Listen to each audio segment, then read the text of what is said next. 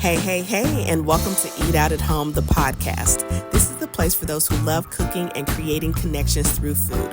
I'm your host, Chef Evelyn, and on this podcast, I share with you my favorite tips and tricks for enjoying life one bite at a time.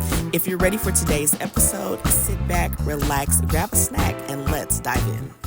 Hey, and welcome back to Eat Out at Home, the podcast. And in today's episode, I want to talk about something a little spicy, a little, ruffle your feathers, shake your shoulders a little bit, maybe even a little unpopular opinion, controversial.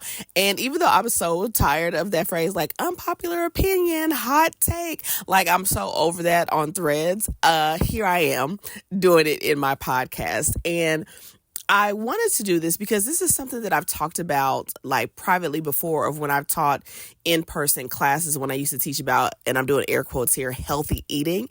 And it kind of came back to my mind because I was scrolling on these internet streets and I came across this reel.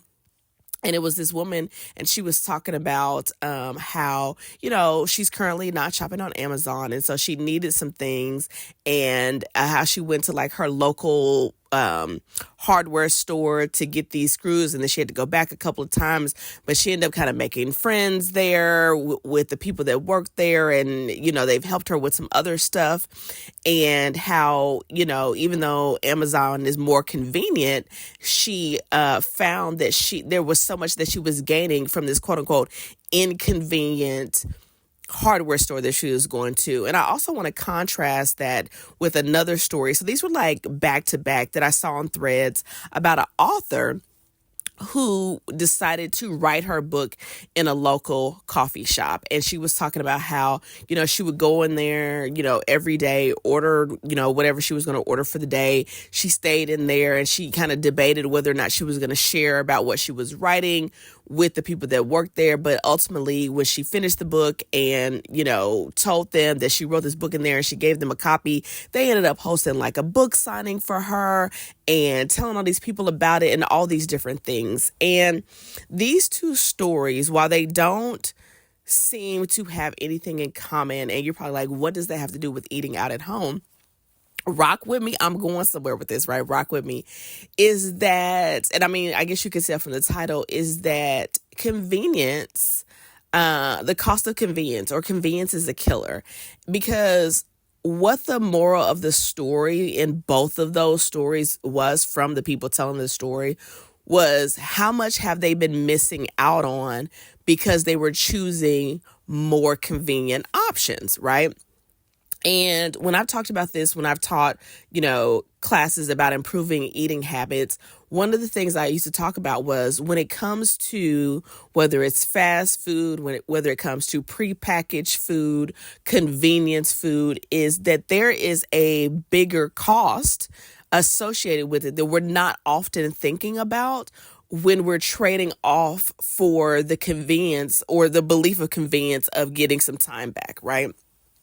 And so when I came across these two stories, one in real form, one in a thread, I was just like, oh yes, I need to talk about this. Like I literally was like, I need to record a podcast outside of my normal filming time or recording time and talk about this, because when I think about, let's say, convenience foods or, grabbing fast foods or, eating in the car or, all of these different things, obviously, maybe the first thing that comes to people's mind is like, okay, the cost of convenience, like it's costing you extra calories or it's costing you extra sugar or extra salt or extra fat, right? And so it is costing our health to some degree. And it also costs more money. We know this, right? Even if you're buying prepackaged foods from your favorite grocery store, it's going to cost more than ingredients. And I could spend a lot of time talking about those things that it's costing us our health substantially, whether it's hypertension and high blood pressure and diabetes and other illnesses where not eating well don't assist. It may not cause it, but it definitely doesn't help the conditions at all. I could go on and wax poetic about those things. And I could wax poetic about, how much money we spend eating out. And I'm not here to tell anybody what they should or should not do, what is right or wrong. What I am here to do is to say, hey, have you considered this? And if you still decide to do what it is that you do, there's no judgment. I just want you to be informed. I want you to be aware, or I just want you to consider, and so that you're making a conscious, intentional choice and not a choice by default, not fully understanding the full breadth of the choice that's being made.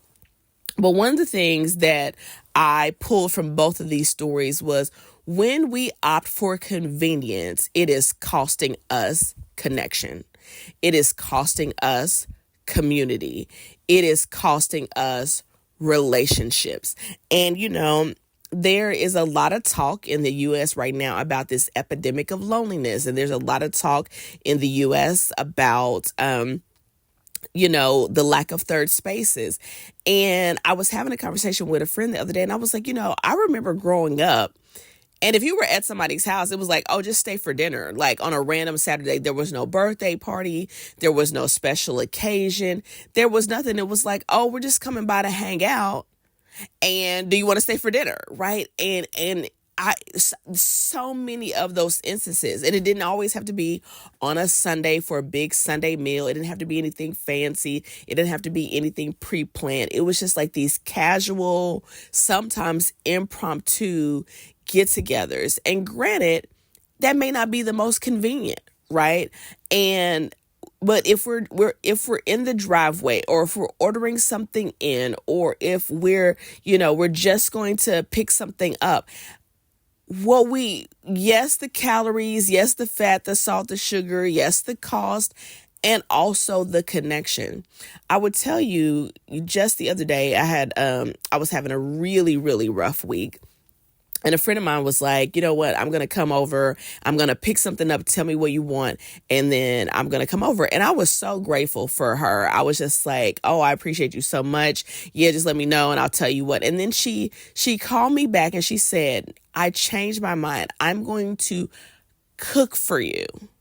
Now that's less convenient than her picking something up, right? So instead of, pulling up to somewhere and placing an order, or going through a drive-through, or ordering something on a delivery app, she said, you know what? I'm actually going to go to a grocery store. I'm going to pick up the ingredients. I'm going to bring the ingredients to your house, and I'm going to prepare this while we sit and we chat. Now, she also could have said, oh, I'll make something at home and then I'll bring it over and drop it off, right?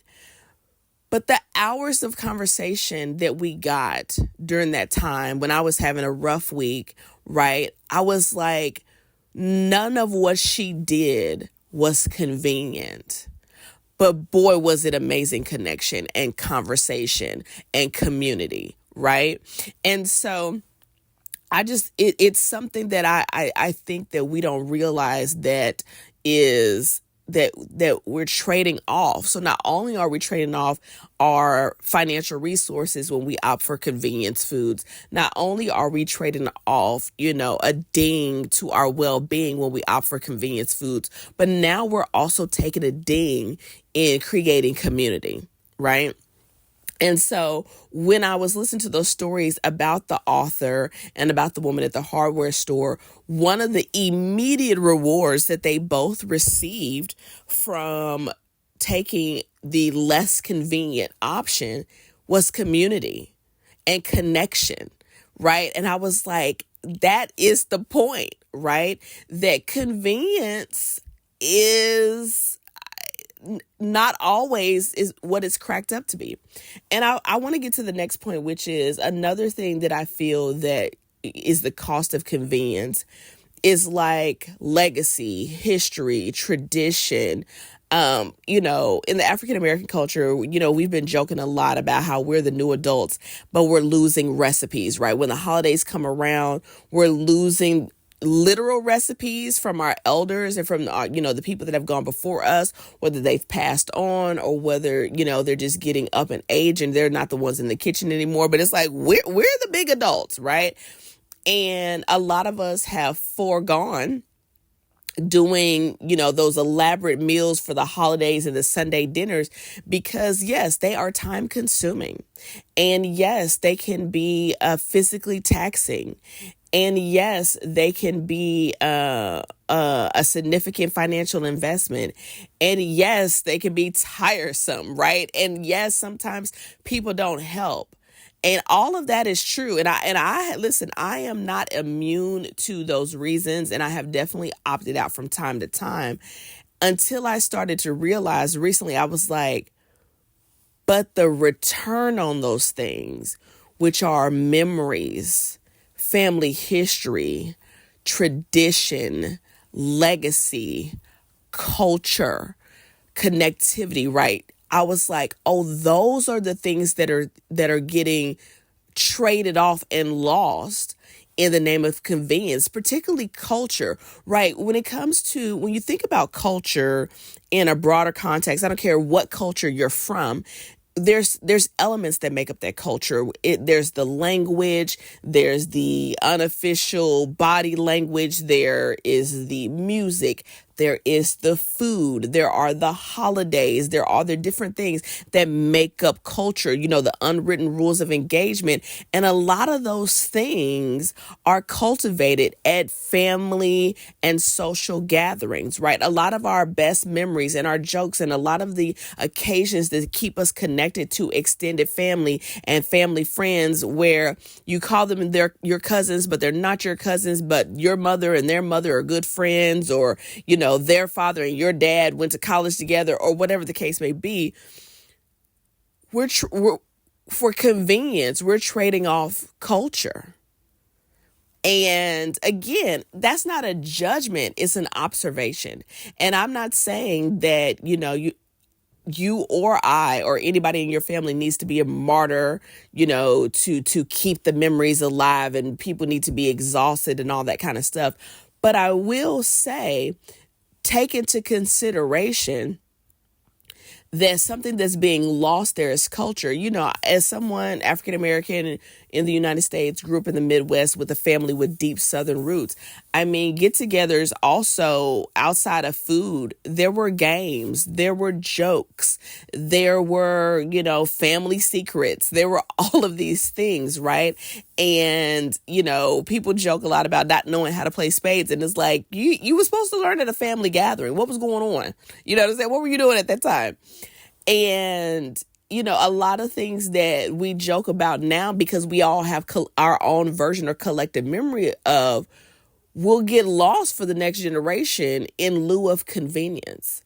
And so, like I said, I'm not here to say you must.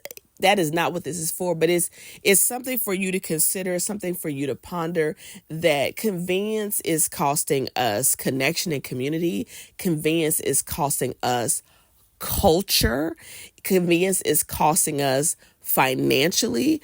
Convenience is costing us in our health, right? And then there's also something to be said about working with your hands, being at the stove that calms your mind, that is a life skill that, lessons can be taught when you're in the kitchen. So let's say it's not some family gathering or friend gathering, but it's the day-to-day of being in the kitchen with someone, or explaining this to your niece or nephew or your son or daughter, or to your spouse or a friend, right? And just what happens in that exchange, that is also lost, right? And so I just wanted to do this episode to talk about the cost of convenience. And I could even go as far as, like, I could go super crunchy when we start talking about, and this is me getting on a high horse here. Listen, if you're not bought into this, no judgment. This is my own hill that I would die on, right? I am so not a fan of seedless fruits. And the reason why we like seedless fruits is because they're more convenient. But what we trade off is flavor. What we trade off is nutrients. What we trade off is the naturalness of something, right?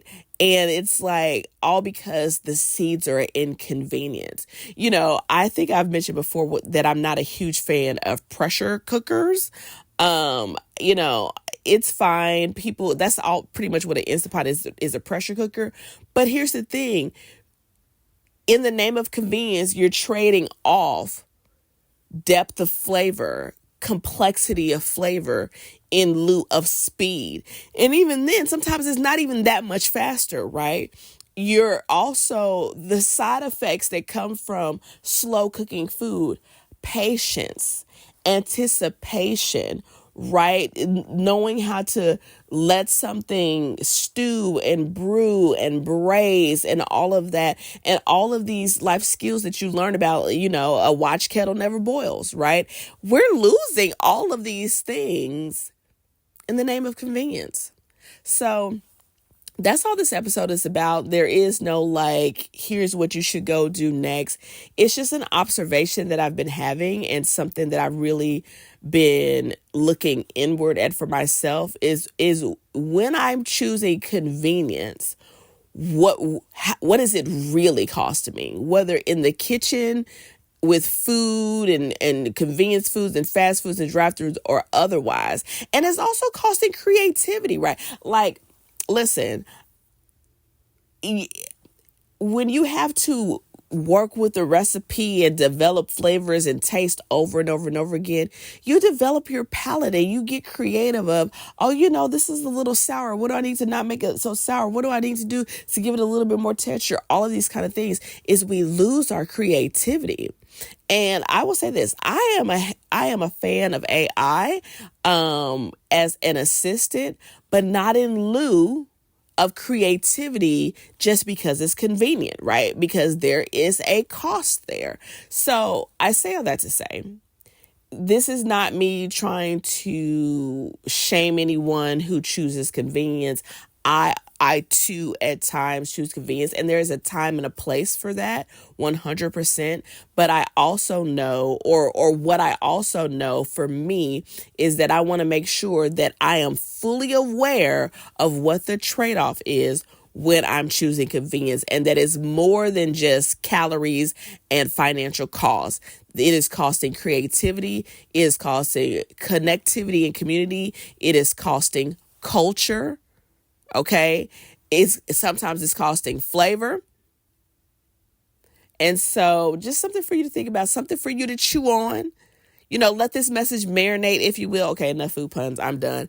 But listen, thank you so much for listening. I know this is a little bit of a longer episode, but I just felt really passionate about the subject and wanted to share, and hopefully it resonates with you. And if it does, feel free to share this with someone that you think would also enjoy this, and something to consider. All right, I'll talk to you in the next episode. Thank you so much for listening. If you're ready to start cooking at home consistently, make sure you join the Eat Out at Home Challenge. Visit chefevelyn.com/challenge for all of the details. If you're curious about what I'm cooking in between episodes, make sure to give me a follow on YouTube, Instagram, TikTok, and Facebook for some delicious behind the scenes. And if you enjoyed this episode, please head on over to Apple Podcasts and Spotify to leave us a review. Remember, eating out at home allows you to cook better, eat healthier, save money, and create community. And most importantly, cooking at home is the ultimate form of self-care. I'll see you in the next episode.